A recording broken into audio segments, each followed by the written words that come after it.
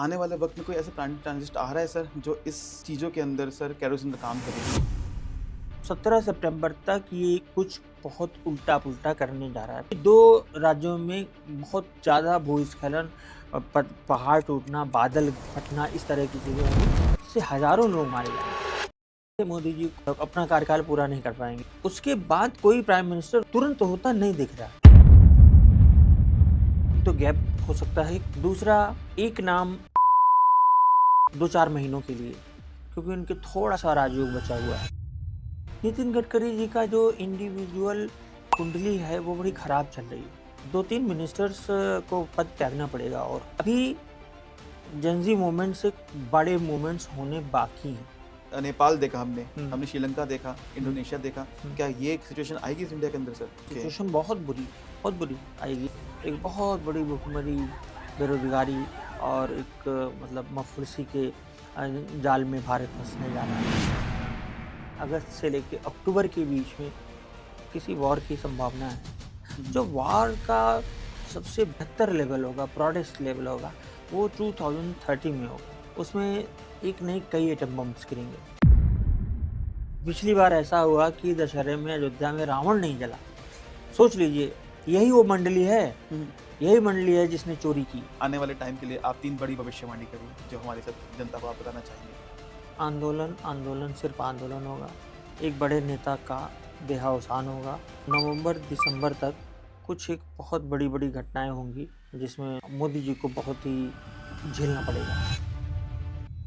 2030 एक ऐसा साल होगा कि जो बहुत कुछ तबाह कर चुका होगा। पूरी दुनिया की इकोनॉमी चौपट हो चुकी होगी। Sir Ram sir, welcome to the Ankit podcast sir. Ram नाम। Sir thank you so much sir. बहुत टाइम से वेट कर रहा था आपका, आप हमारे पॉडकास्ट में हमें टाइम निकाल के। मैं जानता हूँ सर आज बहुत बिजी हैं, बहुत वक्त मुश्किल से टाइम मिला है सर। आज के पॉडकास्ट में सर मैं आपसे कुछ ऐसी भविष्यवाणी जानना चाहूँगा जो आपने किसी पॉडकास्ट में नहीं दी है सर। सर आज अगस्त चल रहा है 2026 का, 7 महीने बीत चुके हैं सर। इस 7 महीने में हमने वॉर देख ली सर, एलपीजी क्राइसिस देख ली, पेट्रोल क्राइसिस देख ली सर, हर जगह प्रोटेस्ट देख लिया, आसमान चूमती हुई महंगाई देख ली सर। आने वाले वक्त में कोई ऐसा ट्रांजिस्ट आ रहा है सर जो इस चीज़ों के अंदर सर केरोसिन का काम करेगी, इस उथल-पुथल में और ब्लास्ट लेकर आएगी? देखिए, अभी क्या है कि जो मेन ट्रांजिट होना है वो तो नेक्स्ट ईयर जून में होगा, शनि का। ओके। लेकिन दिसंबर में राहु केतु अपनी ट्रांजिट बदलेंगे। ये आएंगे सिंह सिंह और कुंभ से कर्क और मकर में।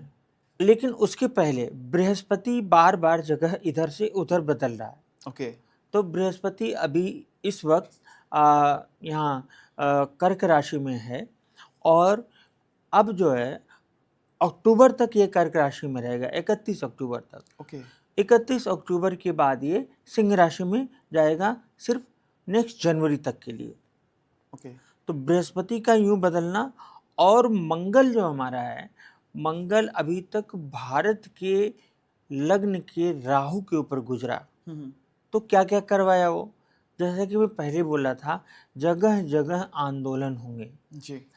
और ये एक नहीं कई पॉडकास्ट में मैंने बोले थे।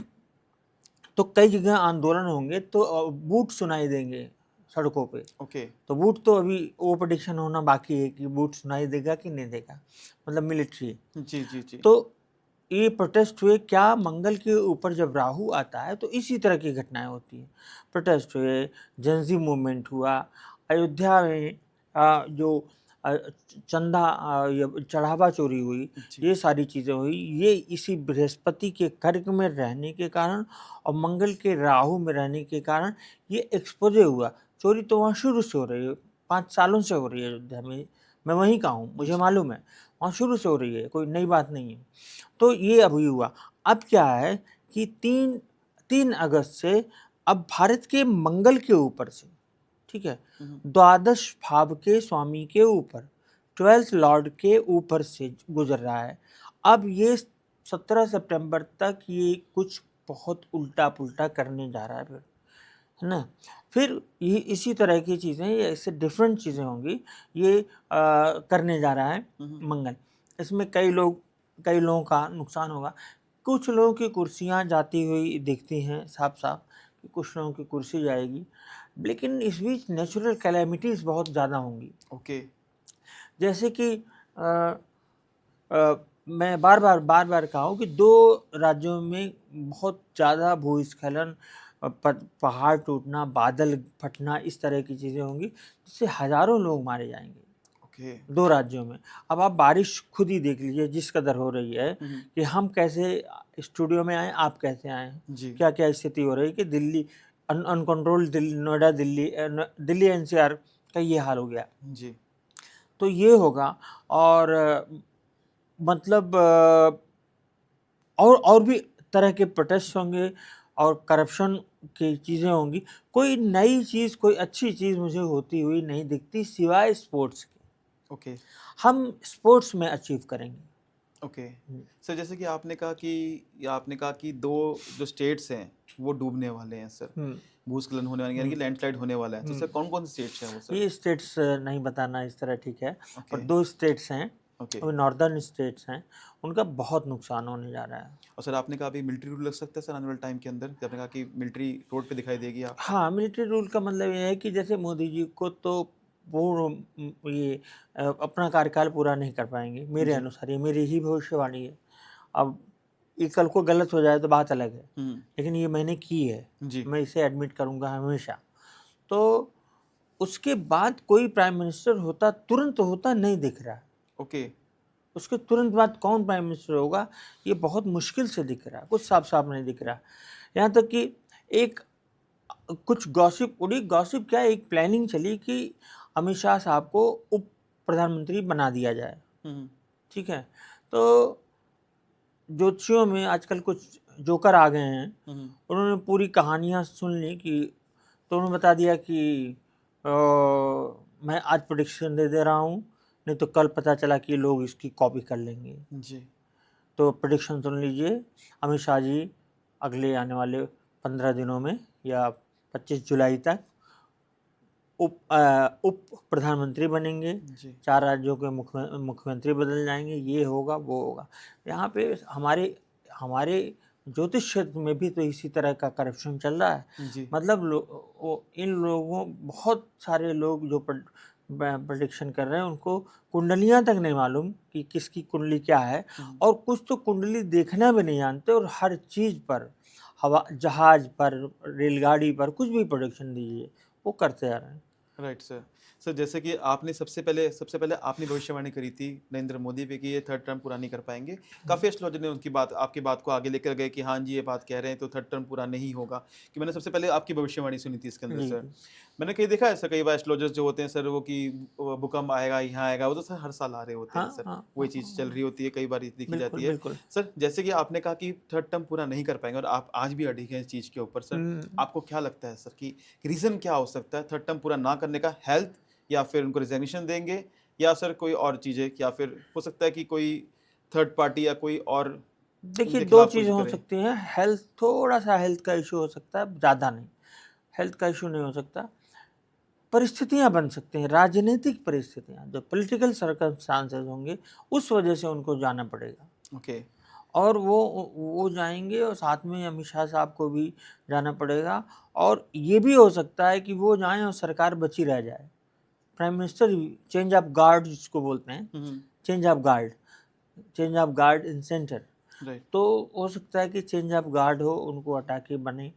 कुछ लोग कहते हैं कि वो राष्ट्रपति बन जाएँगे, हुँ, हुँ। तो ऐसा ये भी नहीं दिखता, राष्ट्रपति बनते हुए भी नहीं दिखते। जैसे पुतिन ने करा अपने टाइम पे सर। हाँ, हाँ, तो नहीं, ये मतलब ये राष्ट्रपति भी बनते नहीं दिखते। ओके। हाँ, एक चीज़ दिखता है कि ब्रॉडर लेवल पे दिखता है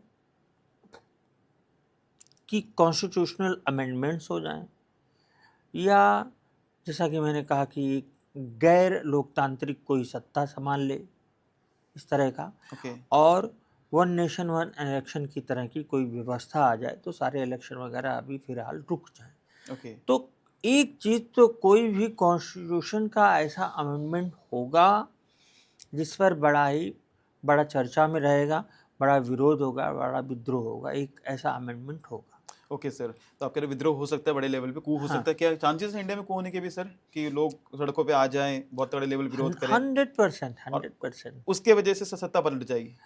नहीं, ये सत्ता पलटेगी उसी की वजह से, ये तो मैं नहीं कह सकता कि सिर्फ हम्म। उसी वजह से पलट जाए, पर वो एक कारण जरूर होगा। सर आपकी इतनी बड़ी पकड़ है पॉलिटिक्स पे हो बॉलीवुड के ऊपर सर, आपने सबकी कुंडलियाँ एनालाइज करी हुई हैं सर, और आपने बहुत पहले हमारे पॉडकास्ट के अंदर आज से 1 साल पहले कहा था कि बांग्लादेश कुछ ऐसी एक्टिंग करने वाला है, और उसके बाद हमने सबने देखा हम्म कि बांग्लादेश ने हमारे साथ क्या किया, हमारे जो जो लोग थे हिंदू रहते थे उनके साथ क्या किया। तब नॉर्मल तो क्या कहते हैं, इंडिया पाकिस्तान चलता रहता है, इंडिया चाइना चलता रहता है, बांग्लादेश की तो बात ही नहीं करते। उसके बाद ये बात बिल्कुल फैक्ट हुई कि वो चीज़ आई सर।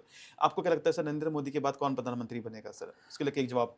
नरेंद्र मोदी जी के बाद प्राइम मिनिस्टर की जहाँ तक बात है, अभी एक एक तो गैप हो सकता है, कोई गैप हो जाए शुरुआत में। दूसरा, एक नाम प्रियंका गांधी का भी है 2-4 महीनों के लिए, क्योंकि उनके थोड़ा सा राजयोग बचा हुआ है उनकी कुंडली में। उसके बाद जो 29 के बाद 30-31 में योगी आदित्यनाथ जी प्राइम मिनिस्टर बनेंगे। वो ओके, बड़े वो टर्म पूरा करेंगे। यानी कि सर आने वाले टाइम के अंदर मोदी जी अपना पद छोड़ेंगे, फिर बीच में गैप हो जाएगा सर। फिर गैप हो होगा। सकता है मिलिट्री रूल लग जाए या कुछ, या फिर थोड़ी देर के लिए आप कहते हैं कि प्रियंका गांधी बनेंगी, फिर योगी जी बनेंगे हाँ आने वाले टाइम के जी अंदर। जी। सर जो आप कह रहे हैं प्रोटेस्ट, हम देखा आ रहे हैं कि दिल्ली के अंदर प्रोटेस्ट देखा हमने, हम्म झारखंड में अभी भी देख रहे हैं, बिहार में प्रोटेस्ट देखा, मणिपुर की तो बात करता ही नहीं कोई सर। मणिपुर हम्म की हालत जो 3 साल से हालत देखते आ रहे हैं सर, हर जगह प्रोटेस्ट चलते आ रहे हैं। महाराष्ट्र में मैंने प्रोटेस्ट देखा सर, उड़ीसा के अंदर देखा होगा सर आपने कि लोग लेटे हुए थे सर, शव शव प्रोटेस्ट चल रहा था, हम्म उनकी बात भी नहीं आती। मीडिया दिखाती ही नहीं है ना प्रोटेस्ट, जो चीज़ें दिखाती है मीडिया दिखाते हैं कि हमने भाई चाइना को पकड़ लिया, चाइना की थर थर आंखें कांप रही है हमसे, हम्म। ट्रम्प घबरा गया है हमसे, ये दिखा रही है मीडिया सर। आपको क्या लगता है सर, आने वाले टाइम में कौन से स्टेट के अंदर प्रोटेस्ट होने वाला है तगड़े लेवल पे सर, जो ये हिला के रख देगा सर, जैसे दिल्ली का दिल्ली प्रोटेस्ट हुआ? दिल्ली, बिहार, एमपी, राजस्थान, यूपी, और ये जो नॉर्दर्न स्टेट्स में ज़्यादातर होंगी। ओके, नॉर्दर्न स्टेट्स में और सर इनकी भी आवाज़ दबाई जाएगी जैसे बाकी दबाई गई है? बिल्कुल दबाई जाएगी, कई जगह दबाई जाएगी, और इवन महाराष्ट्र वगैरह में भी प्रोटेस्ट होंगे। और गवर्नमेंट के अगेंस्ट ही होंगे सारे प्रोटेस्ट सर। हाँ। सर आने वाले वक्त के अंदर अगर हम बात करें कि जैसे नितिन गडकरी जी हैं, आजकल इथेनॉल की बड़ी क्राइसिस चल रही है, कोई लोग कह रहे हैं कि माइलेज नहीं आ रही है, प्रॉब्लम क्रिएट हो रही है इथेनॉल का, तो इथेनॉल का फ्यूचर क्या कहते हैं सर आने वाले टाइम को लेके? इथेनॉल का फ्यूचर नहीं ठीक है। इथेनॉल का यह है, इथेनॉल एक बहुत बड़ी मुसीबत क्रिएट करने वाला है, और सरकार को ये रोल बैक करना पड़ेगा। ये प्राइसेस, ये भी जो डिसीजन, ये जो इन्होंने निर्णय लिया है, इसको हटाना पड़ेगा। एक एक इस तरह का यहाँ, इसके लिए एक मूवमेंट होगा। ये राहु और शनि से रिलेटेड मूवमेंट होगा, और पेट्रोल और ये चीज़ें इसी से जुड़ी हुई होती हैं, और इसके कारण इनको ये एथेनॉल ब्लेंडिंग वाला हम्म। हटा के प्योर पेट्रोल देना पड़ेगा। ओके। हाँ, ये पक्का मान के चलिए, इनको करना पड़ेगा, मतलब, और उसी रेट पे, जिस रेट पे होना चाहिए। और ये सामान्य तरीके से नहीं देंगे, ये वही प्रोटेस्ट वगैरह के थ्रू ही देंगे। उसका टाइम अभी आ रहा है। सर बहुत पहले ना राजनाथ सिंह ने कहा था कि भाजपा के अंदर रेजिग्नेशन नहीं होते, पर वक्त बदला, धर्मेंद्र प्रधान को इस्तीफा देना पड़ा। हम्म क्या आपको लगता है कि जैसे आपने कहा कि प्रोटेस्ट होने होंगे हम्म। और भी इथेनॉल को लेके भी लोग प्रोटेस्ट करेंगे, तो आने वाले टाइम में नितिन गडकरी जी भी अपना इस्तीफा देंगे? नितिन गडकरी जी का जो इंडिविजुअल कुंडली है, वो बड़ी खराब चल रही है, ओके। बहुत ही खराब चल रही है नितिन गडकरी जी का। एक तो इस्तीफा तो दे सकते हैं। उनका खुद का स्वास्थ्य बड़ा खराब है कुंडली में, और कुंडली में उनके स्वास्थ्य को लेके बहुत ज़्यादा दिक्कत है, बहुत ज़्यादा ट्रबलसम है उनकी कुंडली। तो नितिन गडकरी का फ्यूचर बड़ा ही खराब है, अच्छा नहीं है। ओके। हाँ, खासकर उनकी सेहत, स्वास्थ्य और उस सब के लिए, सुरक्षा के लिए। तो सर सेहत के लिए आपने कहा कि कोई बड़े लेवल पे दिक्कत दिख रही है इसके अंदर? हाँ, काफ़ी बड़े लेवल पर दिक्कत दिख रही है। सर जैसे ना कहीं गॉसिप्स बात चल रही है कि नितिन गडकरी ने इथेनॉल को इसलिए इंट्रोड्यूस किया क्योंकि उनके बच्चों की फैक्ट्रीज हैं, हम्म इथेनॉल प्रोड्यूस कर रहे हैं वो। तो आपको क्या लगता है आने वाले टाइम के अंदर क्या उनके बच्चे आने वाले अदानी और अंबानी बन सकते हैं? नहीं, उनकी कुंडली में इस तरह का कोई योग नहीं है। तो कोई इसमें कोई बात नहीं कर सकते इसके अंदर हम? भारत के अंदर, हम्म। भारत तक अभी इस लेवल का नहीं हुआ है कि भारत इतना नीचे नहीं गिरा है कि करप्शन करके कोई भी पॉलिटिशियन इतना आगे चले जाए कि उनके लड़के इतने बड़े उद्योगपति हो जाए, अभी हुआ नहीं। और ये जो होने की कोशिश हो रही है, इसी में नुकसान हो जाएगा। ओके। तो सर जैसे कि आपने करप्शन की बात कर रहे थे, हर जगह हम करप्शन देख ही रहे हैं सर इस चीज़ों को लेके।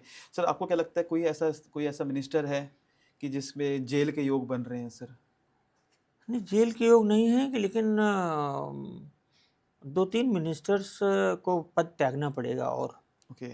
और ये किन सेक्टर से हो सकते हैं? ये तो बताना मतलब मुश्किल है। मतलब ये कि धर्मेंद्र प्रधान ही आखिरी नहीं है। अभी जेन ज़ी मूवमेंट से बड़े मूवमेंट्स होने बाकी हैं। जेन ज़ी मूवमेंट से बहुत बड़े-बड़े मूवमेंट्स होने बाकी हैं। ओके। हाँ। तो सर किस लेवल पे मतलब ये पहुंचेंगे? जैसे कि हम देखा ना कि नेपाल देखा हमने हुँ, हमने श्रीलंका देखा, हुँ, इंडोनेशिया देखा। हुँ। क्या ये एक सिचुएशन आएगी इस इंडिया के अंदर सर? नहीं, नेपाल और उस तरह की मैं नहीं कह सकता, हम्म, लेकिन उससे कम भी नहीं है। वो थोड़ा डिफरेंट हो सकता है। हम्म, नेपाल की तरह ही नहीं, लेकिन वो थोड़ा डिफरेंट हो सकता है। पर वो सिचुएशन तो आएगी, ओके। सिचुएशन बहुत बुरी आएगी। क्योंकि मंगल अपना रोल प्ले करेगा, जुपिटर का बार-बार कर्क में, मकर में, कर्क में, फिर रेट्रोग्रेड होना, हम्म, ये बार-बार होना, इस तरह का ये दर्शाता है कि इस तरह की स्थितियाँ लगातार आएंगी, थोड़े से पॉज के साथ। Okay sir. सर जैसे कि अभी आपने कहा ना कि नेचुरल कैलेमिटीज बहुत दिक्कत देने वाली है इंडिया के अंदर। तो सर जैसे कि असम डूब चुका है सर, हम्म, हर जगह बारिश बहुत तगड़े लेवल पे हो रही है सर, हम्म। अर्थक्वेक भी आ रहे हैं सर, तो आने वाले वक्त में क्या दिखाई देता है सर? नहीं, आने वाले वक्त में अभी अभी मैं बात करूं, हम्म, जो आज हम बैठे हुए हैं इसमें, अगस्त में 8-9 तारीख है, तो आगे का वक्त ये दिखाई देता है कि ये बारिश से बहुत बड़ा नुकसान होने जा रहा है, बहुत ब्रॉडर लेवल का। हम्म, मतलब नेचुरल कैलेमिटी जो बारिश से हो सकती है वो होगी 100%। ओके। और 2 स्टेट, जैसे मैंने 2 स्टेट्स की बात करी, वो 2 स्टेट्स तो होंगे ही। हम्म, और इसी तरह का बाकी जगहों पर भी दिक्कतें आएंगी, और राज्यों में भी प्रॉब्लम्स आएंगी। ऐसा नहीं हम्म। कि यहीं पे, सिर्फ यहीं पे, और राज्यों में भी प्रॉब्लम्स दिखेंगी। सर जैसे आपने कहा ना कि सर बहुत बड़े लेवल पे होने वाला है, तो हमने बचपन में सुनामी देखी थी सर। हम्म। तो क्या ऐसे चांसेस बनते हैं सर, जैसे सुनामी आई थी या फिर बहुत बड़े लेवल पे जैसे नेपाल के अंदर हमने अर्थक्वेक देखा, गर्दी फट गई थी लिटरली? नहीं, ये इस तरह फटने का तो नहीं, लेकिन हाँ, बादल फट जाए, इस तरह कुछ हो जाए, ऊपर से आसमान से होगा इस तरह से का, तो उतने लेवल का हो सकता है। ओके। हाँ, तो इसको कहूंगा कि नेचुरल डिजास्टर्स में बहुत तगड़े लेवल पे लोग मर सकते हैं, मार्टिशन हो सकता है इस मर चीज पे। सकते हैं। मैं भविष्यवाणी कर रहा था, तो उसके बाद ही आसाम में अभी परसों नरसों 90 लोग की डेथ हुई। जी, कितने लोग हुए, अब तो मीडिया में कुछ आता भी नहीं। जी, जी, अब जी, आप खोज खोज के निकालें, किसी से फ़ोन करके पूछें जी। कि आपके बगल में कोई कुछ हुआ है क्या? जो मीडिया इसका लेवल, जो मतलब नेशनल मीडिया है, उसका लेवल बहुत ही नीचे गिर गया है ना? कुछ भी इस तरह की कोई खबर ही न बनना, ये बहुत ही शर्म की बात है। इसी बीच में एक कहानी आई थी कि यूपी में कहीं कुछ हुआ था, 2-4 लोग मरे थे, हम्म, ऐसे कुछ हुआ था। तो पुतिन साहब ने मोदी जी को लिखा कि मुझे बड़ा दुःख हुआ, आपके यहाँ ऐसा-ऐसा हुआ। उन्होंने कहा कि फिर तब जाके उस पर थोड़ा-सा नेता लोग बोले। हम्म। विदेश का एक राष्ट्रपति बता रहा है, right, right, right sir. Media किस लेवल पे जा रही है। एक जो भारत चैनल वाले, क्या बोलूँ मैं, मतलब वो तो जेन ज़ी का जब प्रोटेस्ट हो गया, इस्तीफ़ा हो गया, तो वो तो ऐसा शो कर रहे थे जैसे उनका ही इस्तीफ़ा हुआ हो, इतना दुखी। राइट। किस लेवल तक लोग मतलब गिर रहे हैं, तलवे चाट रहे हैं, मेरी समझ से परे है। सर मीडिया ने तो हालत ख़राब कर रखी है। मैं ये कहूँगा कि जो इंडिया की जो आज जो कहेंगे कि हालत जो चल रही है, जो हम करप्शन से परेशान हो रखे हैं, हर जगह हम प्रॉब्लम फेस कर पा रहे हैं, तो इसका कहीं न कहीं रीज़न मीडिया है सर।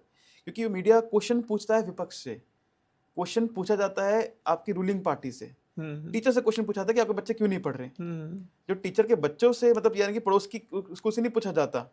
जैसे हमें अभी देख रहे थे राहुल गांधी के सामने कैसे मीडिया वाले क्वेश्चन पूछते हैं और अमित शाह सामने आते हैं पीछे हो जाते हैं कि बिल्कुल नहीं क्वेश्चन पूछा जाएगा।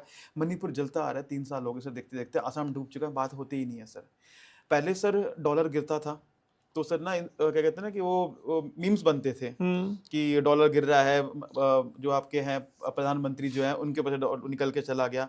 आज डॉलर गिरने पे सर फायदे बताए जाते हैं कि डॉलर क्यों गिर रहा है सर, महंगाई पे फायदे बताए जाते हैं चीज़ों के लिए। मीडिया की लेवल बहुत बदतर हो चुकी है सर। मतलब मुझे लगता है सर इनको नींद कैसे आती है, ये जो चैनल के एंकर से नींद आती सच में कैसे, कि इनको खुद नहीं लगता कि इनके भी तो भविष्य इसी आगे देखा जाएगा, इनके बच्चे भी तो यहीं पढ़ेंगे, या तो इनको ये पता है सर कि अपने बच्चों को बाहर भेज देंगे। नहीं, वो भेज चुके हैं, है ना, भेज चुके हैं वो सब। मतलब मैं अभी देख रहा था सर कि अभी प्रोटेस्ट हुआ, जेंसी प्रोटेस्ट हुआ, कोई हिंदू बोले गवर्नमेंट के खिलाफ तो वो बन जाता है कांग्रेसी बन जाता है, कोई अगर सिख बोले तो खालिस्तानी बन जाता है। केजरीवाल को उन्होंने खालिस्तानी बना रखा है, राहुल गांधी को उन्होंने चाइना एजेंट बना रखा है। कोई से कोई प्रोटेस्ट करता है, कोई आवाज उठाता तो कहता है कि पैसे आ रहे हैं, यूएसए से पैसे आ रहे हैं, चाइना से पैसे आ रहे हैं। मतलब आवाज उठाना मतलब है कि आपने देश का विद्रोह कर दिया। मुझे लगता है आने वाले वक्त में सर एक वक्त ऐसा आएगा कि देश खत्म हो जाएंगे, फिर हम कहेंगे, हमारी मीडिया कहेगी चांद से पैसे आ रहे हैं सर, कि देश तो खत्म हो चुके हैं बोलते बोलते सर, कुछ दिखाते ही नहीं मीडिया इसके अंदर सर। मुझे सच में बड़ा दुख लगता है। और लोग भी सर ऐसे हैं कि क्वेश्चन करते ही नहीं है सर। नहीं, लोग कहाँ करें, क्वेश्चन करने का कोई फोरम नहीं है ना। और हाँ, एक एक अच्छी खासी जनता ने अफीम सूंघ रखी है, और वो कहते हैं कि कुछ नहीं हुआ, करप्शन ही तो हुआ, कैरेक्टर ही तो गिरा है, और क्या हुआ, और तो सब ठीक है, मंदिर तो बनवा लिए, और क्या चाहिए। तो इस तरह तो उनको उनको अपने बच्चों के फ्यूचर का नहीं पड़ा है, तो क्या किया जाए। अभी प्रोटेस्ट के अंदर चल रहा था कि हमारे जो पीएम को गाली बक दी, बुरा बुरा लग रहा है। पीएम भी आके बोल रहे फ्रेंड्स की मुझे फील हुआ, हम मानते हैं गाली नहीं बकनी चाहिए। बीस बिल्कुल नहीं बकनी 20 चाहिए। दिन से तो कहाँ थे सर, तब बात चल रही थी। पर सर बात ये आती है, अगर गाली बकना गलत बात है तो सर हमारे कितने सारे जो मिनिस्टर्स हैं जो हमारे पार्लियामेंट में गाली बक देते हैं, उनके खिलाफ भी तो प्रोटेस्ट होना चाहिए, या बिल्कुल उनके खिलाफ भी तो एक्शन लेनी चाहिए सर। बिल्कुल बिल्कुल। आपको नेता चाहिए चाहे रेपिस्ट चलेगा, पर जो प्रोटेस्ट करने वाले हैं वो संस्कारी चाहिए। सही है, सही है। नेता के खिलाफ कोई जवाब नहीं बोल सकते सर। हम बात कर लेते हैं हिंदुस्तान इंडिया की कुंडली को लेके, आने वाला वक्त इंडिया के लिए कैसा जाने वाला है सर। इंडिया के अंदर पॉलिटिक्स में बात कर लेंगे कि किस मास लेवल पे जाएगी, और बाकी जो महंगाई बढ़ती जा रही है उस पर हम बात करें क्या होने वाला है महंगाई सर। एक बहुत बड़ा मुसीबत बनने वाली है। महंगाई ये बढ़ने का ये है कि लोगों के पास खाने तक को पैसे नहीं होंगे, और गवर्नमेंट अपने कर्मचारियों को पेंशन तक नहीं दे पाएगी। ये हाल है। सर हाल तो देखे जा रहे हैं इसरो के अंदर, जैसे हम देखा गया है हम्म कि एक हम उस पर थोड़ा सा हम कर लेते थे कि हमारे इसरो है, हमारे पास इंडिया विश्व गुरु कहने के लिए तो है, पर ये दुर्भाग्य है सर इंडिया का कि इंडिया के पास अपनी एयरलाइंस तक नहीं है। अभी आपने देखा था एयर इंडिया की हालत क्या थी, एयर इंडिया भी सर प्राइवेट हो चुकी है, कि हमारे हम्म। पास वो है नहीं। इसरो के अंदर कई सारे साइंटिस्ट ने रिजाइन दे दिया कि उनको तनख्वाही नहीं मिल रही है। तो सर ये सिर्फ गवर्नमेंट सेक्टर के अंदर होगा, प्राइवेट सेक्टर में भी ऐसा हालत होगी कि खाने के लाले पड़ जाएंगे सर। नहीं, प्राइवेट सेक्टर में तो शुरुआत हो चुकी है ना।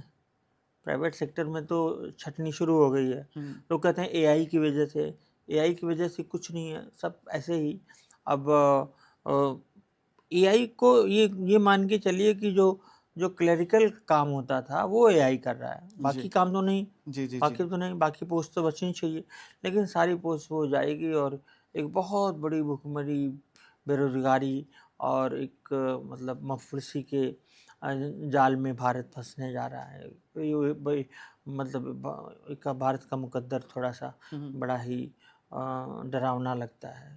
चलिए सर अब बात कर लेते हैं जियो पॉलिटिक्स के ऊपर, इंडिया के रिलेशन बाहर की कंट्रियों से कैसे जाएंगे। हमने जैसे पहले देखा कि इंडिया का डंका बज रहा था, समुद्र का डंका बज रहा, अब धीरे धीरे डंका सुनाई देना बंद हो चुका है सर। ऑस्ट्रेलिया में गए हैं, कह रहे बहुत बेइज्जती हुई है सर, कि इंडिया से बहुत सारे लोग लेकर गए हैं ऑस्ट्रेलिया के अंदर, अपने ही वहाँ पर चीज़ें चल रही हैं। ऑस्ट्रेलिया की मीडिया भी ये बात बोली जो हमारी मीडिया दिखाती नहीं है सर। इस पर आप कहेंगे कि आने वाले वक्त में इंडिया रिलेशन कैसे जाएंगे और कंट्रीज से।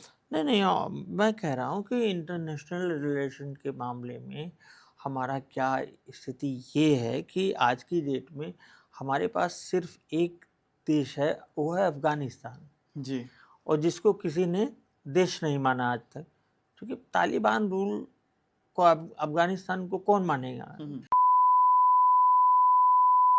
उन उन उनकी उन और वो भारत की एकमात्र बची हुई, तो ज़रूर हमें कुछ न कुछ कमियां हम में रही होंगी, कि नेपाल और भूटान, बांग्लादेश, पाकिस्तान तो मान लीजिए वो गलत है, बांग्लादेश भी गलत है, तो वो तो उनके रिलीजियस कारण है, कट्टरपन्ना है, जिसकी वजह से अपनी जनता को खुश करने के लिए। लेकिन बाकी देशों से क्यों नहीं अच्छा है। चाइना मान लीजिए वो तो हमारे दुश्मन रहा ही है। हम्म, तो रशिया के बताइए, रशिया को हमने कितना नाराज़ किया और उसके अगेंस्ट जा जा के काम किया गया। फिर भी रशिया की हम्म, नेक नीति देखिए कि वो अभी भी भारत के साथ मतलब उन लोगों ने उनका एक बड़ा तगड़ा हिसाब किताब है कि आज भी रशिया इंडिया के साथ खड़ा हुआ है। इतना इग्नोर करने के बाद, इतना अवॉइड करने के बाद, हम्म। इतना मिसबिहेव करने के बाद भी रशिया हमारे साथ खड़ा है। सही तो बात, तो आपने बिल्कुल सही बात कही कि इंडिया के एक दोस्त खत्म हो चुके हैं सर। हाँ। अब इंडिया पाकिस्तान की लड़ाई हुई, हम्म। पाकिस्तान को कहीं ना कहीं सपोर्ट कर दिया यूएसए ने बैंक के थ्रू, जो हम सब जानते हैं। तो पाकिस्तान को सपोर्ट चाइना ने करा है। सर चाइना ने भी किया, टर्की तक ने किया है, हाँ, इंडिया के साथ तो कोई भी नहीं खड़ा हुआ था सर। कोई नहीं खड़ा हुआ। नहीं। मतलब हम पहले जहां हम कहते थे पाकिस्तान को हम निचोड़ देंगे, पाकिस्तान के आटा मांगने वाले देश है, उसने कहने का टक्कर दे दी हमें, और हम क्या चला रहे हैं यहाँ पे मीडिया सर, जो है मीडिया क्या चला रही है, वीडियो गेम की वीडियो। एक चीज़ और मैं देख रहा हूँ कि अगर आने वाले समय में अगस्त से लेके अक्टूबर के बीच में किसी वॉर की संभावना है, जिसमें थोड़ा सा हमें नुकसान हो सकता है ओके। इंडिया को। और सर ये वॉर किससे दिख रही है हमें?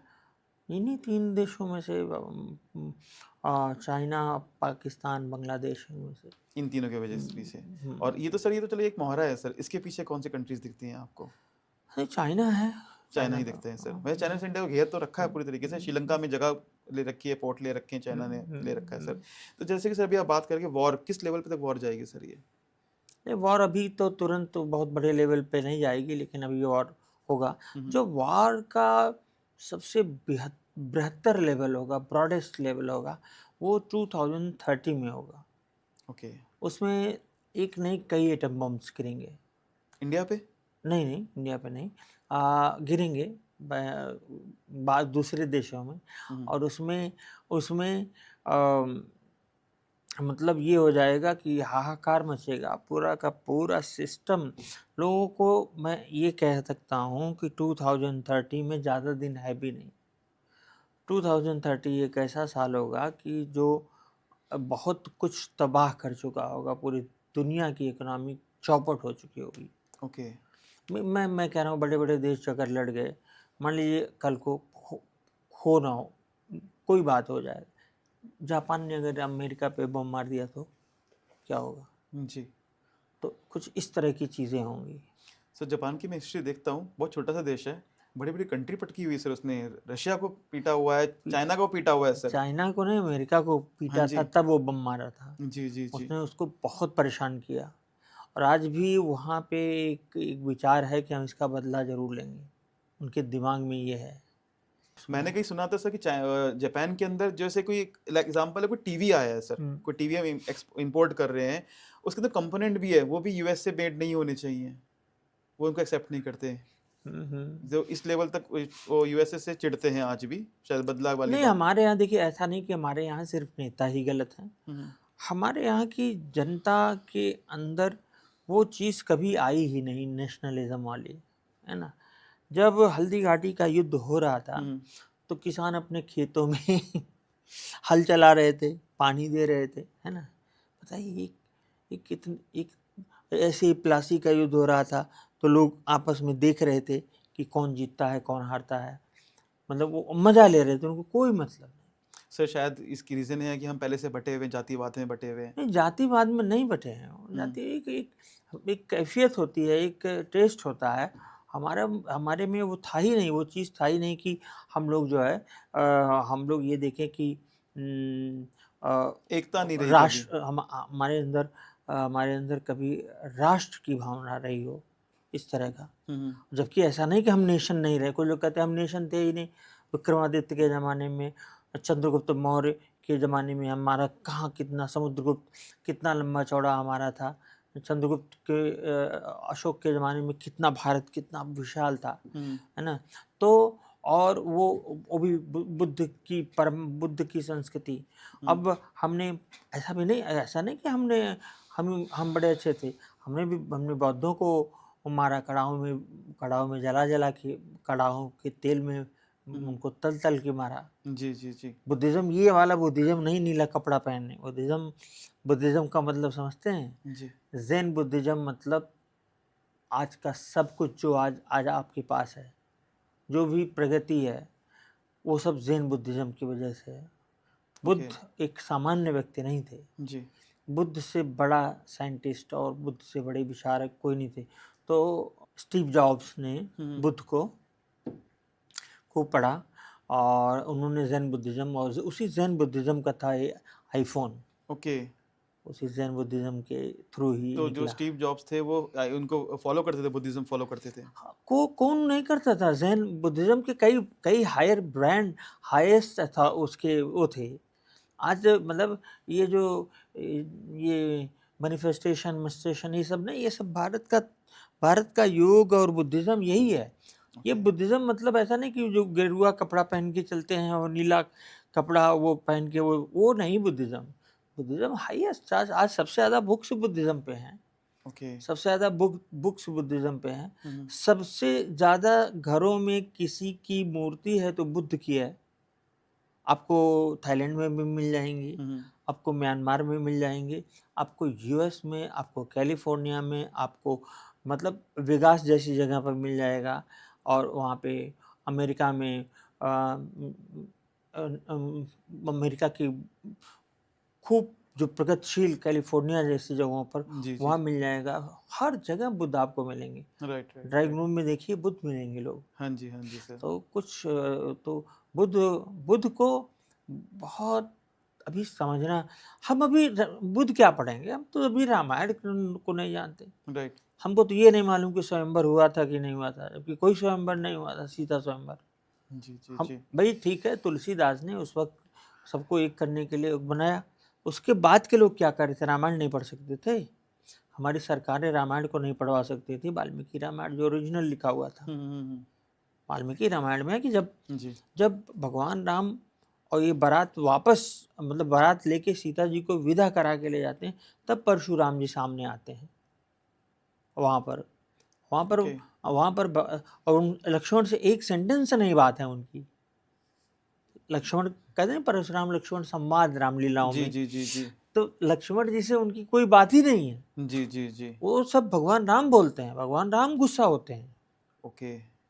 और सर जैसे कि आपने कहा था ना कि हनुमान जी बंदर थे ही नहीं कभी। नहीं तो ये तो कॉमन सी चीज होनी चाहिए ना। वानर को कहते हैं वन में रहने वाला नर। ये तो कॉमन सी बात होनी चाहिए कि हनुमान जी बंदर कैसे हो सकते हैं? एक बंदर श्लोक पढ़ेगा? जी। इतना इतना भेजा तो होना चाहिए हमारे अंदर, इतना तो दिमाग होना चाहिए। वानर जो है वो एक जनजाति थी, आज भी है। और उसमें वो टोटम होते हैं, क्या बोलते हैं वो सब जो लगाया जाता है, पूछ वगैरह, ट्राइब्स कहते हैं सर। ट्राइब।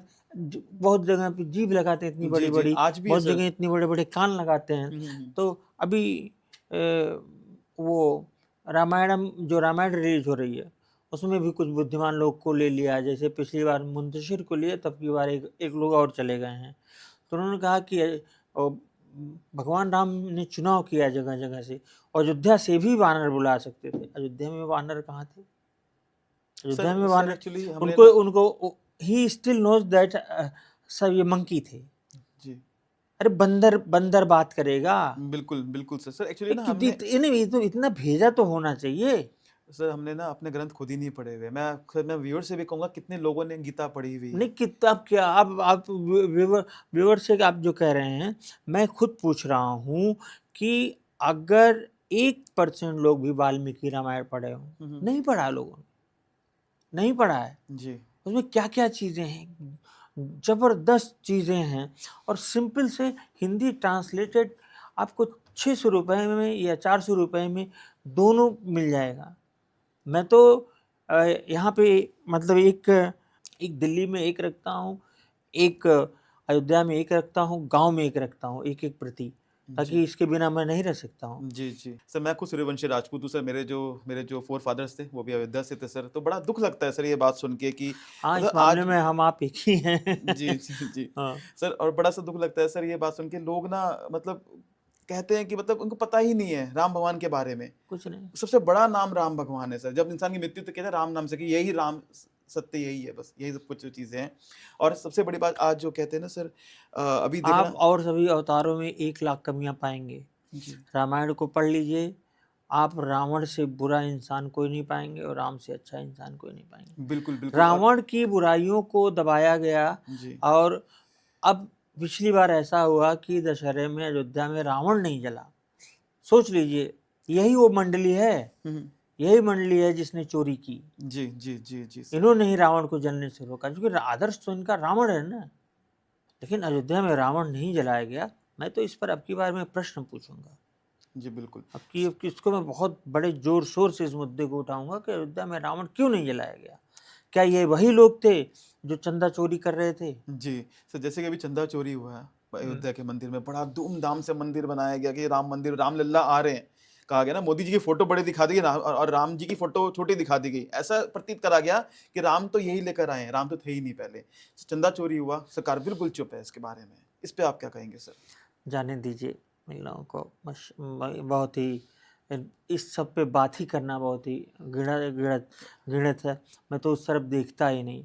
जब सब कुछ हो जाएगा, जब वहाँ से गंदगी खत्म हो जाएगी और जब भगवान उस मूर्ति में आएंगे, तब मैं चलूँगा वहाँ दर्शन करने। तो सर आपको लगता है कि आने वाले वक़्त के अंदर और भी जगह पे ऐसे स्कैम दिखाई देंगे जहाँ पे चंदा चोरी हुई? क्योंकि हम कहते हैं ना कि अमरनाथ में हुई, वैष्णो देवी के अंदर भी स्कैम देखिए, हुआ। अमरनाथ, वैष्णो देवी, ये सब सब बड़े तीर्थ स्थल है। जी, लेकिन जो अयोध्या एक आइडियल है, हिंदुस्तान का एक राइट। मुकुट है वो। अयोध्या एक आइडियल है, आदर्श है। वहाँ पे हुँ। ऐसा होना बहुत खतरनाक है। चलिए सर अब बात करते हैं वापस हम टॉपिक पे आते हैं, थोड़ा-सा भावुक हो गए अयोध्या को नहीं, लेके, चलिए राम जी को चलिए, वो लेके। ज़रूरी था। हाँ जी, हाँ जी। सर जैसे कि जियोपॉलिटिक्स की बात कर रहे थे, ट्रम्प कहते हैं माई क्या वो कहते हैं मोदी जी क्या बोलते हैं कि माई फ्रेंड डोनाल्ड ट्रम्प। इनका क्या फ्यूचर है इंडिया को लेके सर? आने वाले वक़्त में क्या करने वाले हैं? इंडिया को सपोर्ट करेंगे, इंडिया के अगेंस्ट जाएँगे? ये कहते हैं कि मोदी जी वही चल कर रहे हैं जो डोनाल्ड ट्रम्प कह रहे हैं। जब तक वो पहले दोस्त थे तो ट्रम्प बहुत अच्छे थे। अचानक ट्रम्प ने बाज़ी पलटी, अब ट्रम्प देखिए, पागल हो गया। ट्रम्प पागल नहीं हो गया। ट्रम्प जो है और कहीं न कहीं ब्लैकमेल कर रहा है ना? उसकी लैंग्वेज देखिए, भाषा देखिए। हमारे प्रधानमंत्री को कैसे वो बोल सकता है इस तरह की बातें? May I please. हाँ, may I sir, may may I I please see to you, see you उन्होंने कहा है मे और आई उन्होंने कहा प्लीज़। कि इंडिया डेड इकोनॉमी है। रेड इकोनॉमी नहीं है, फिर मैं चाहूँ तो करियर ख़त्म कर दूँ। जी, ये जी, कोई जी। बात हुई? तुम्हारी हिम्मत कैसे हुई हमारे प्रधानमंत्री के बारे में ऐसी बात करने की? लेकिन कोई बोलने वाला नहीं है। अच्छा, इसको मीडिया भी नहीं बोल रही।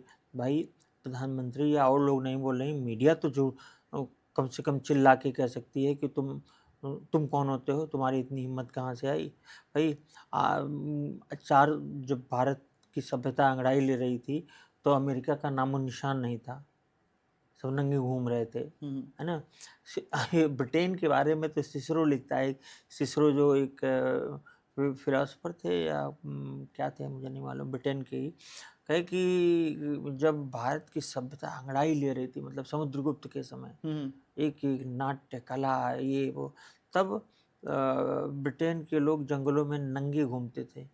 उन्हें मतलब पॉटी करने की भी तमीज़ नहीं थी, कटोरे में करते थे। हुँ, हुँ। ये सब लिखा है उन्होंने। Right, right. तो शर्म की बात थी।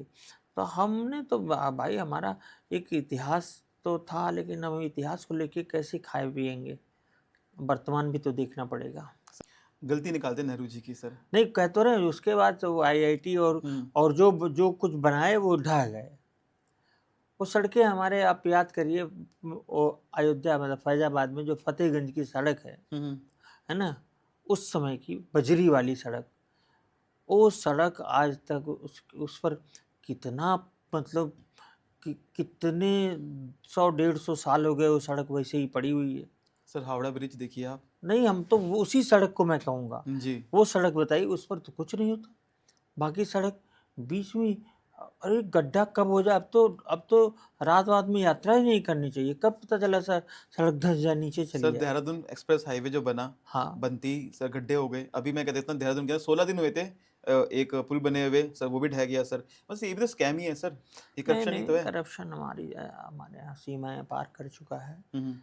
और लेकिन एक चीज़ मैं बताऊँ अंकित जी आपको, जी सर।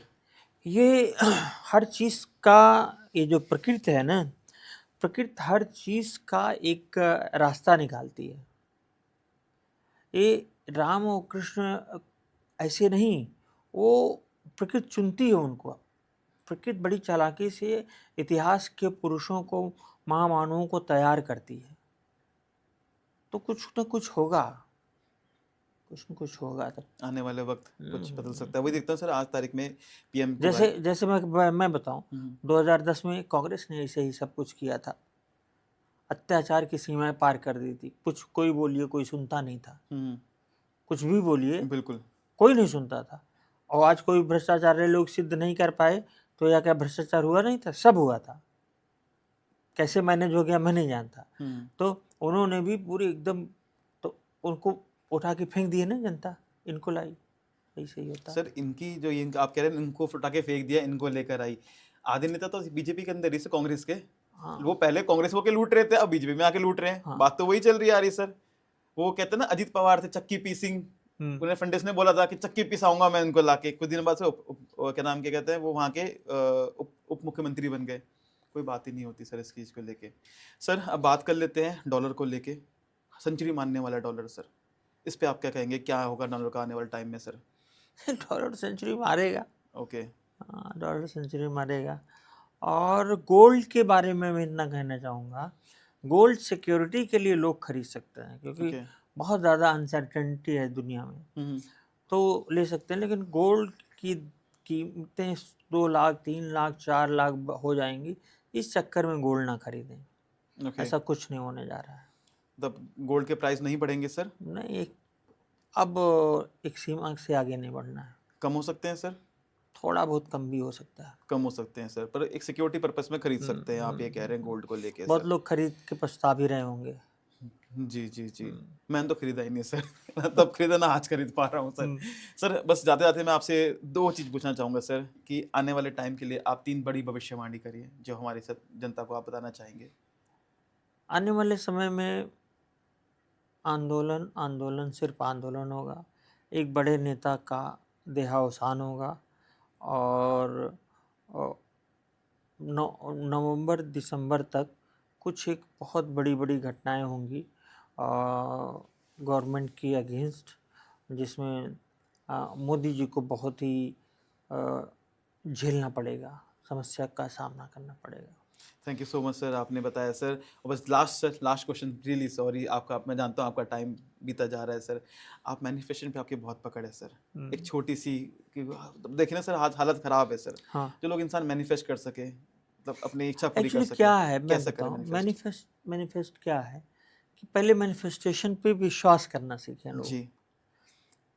मैनिफेस्टेशन को इस तरह माने, लोग वैष्णो देवी जाने के लिए तो बड़ा ध्यान से जाते हैं माता जी से, कि हम माता जी हमें सब कुछ कर दें।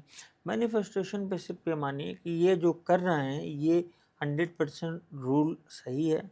दूसरा, हमको जो चाहिए वो मांगना नहीं है, वो महसूस करना है कि हमारे पास वो चीज़ है, दैट्स इट, और कुछ नहीं। ओके। हमारे पास वो चीज़ है, और अगर हो सके तो छोटे छोटे लाइन वाले नोट्स बुक आके आजकल मैनिफेस्टेशन के तो कॉपियाँ आती हैं कि I am earning 10 lakh per day, 10 lakh monthly, या जो भी हो, जी। 1 लाख मंथली। इस तरह I am making 1 lakh per day, okay. है ना, इस तरह लिखा मतलब कि मैं कमा रहा हूँ, हूँ। मेरे पास प्रेजेंट पैसा है, टेंस, और फील करना है सिर्फ पैसों को। प्रेजेंट टेंस में फील नहीं, पूरा फील। ये तो जो सबकॉन्शियस है, ये तो इसको क्या मालूम है असली और नकली में। और सर आता है सर? 1001%, आपका कोई सर, 1001%। आपका सर कोई ऐसा एक्सपीरियंस जो आपने करा हो, आपने हमारे नहीं, व्यूअर से डिस्कस करना मैं चाहे? डिस्कस तो मैं नहीं कर सकता, लेकिन पिछले 2 सालों में मेरे पास ऊपर से नीचे तक जो कुछ भी है सब मैनिफेस्टेशन की वजह से, सब कुछ, एवरीथिंग। चलिए sir, thank you so much sir, आपने बहुत अच्छा पॉडकास्ट किया। धन्यवाद सर, बहुत बहुत धन्यवाद। जय जय श्री राम जी। ऐसे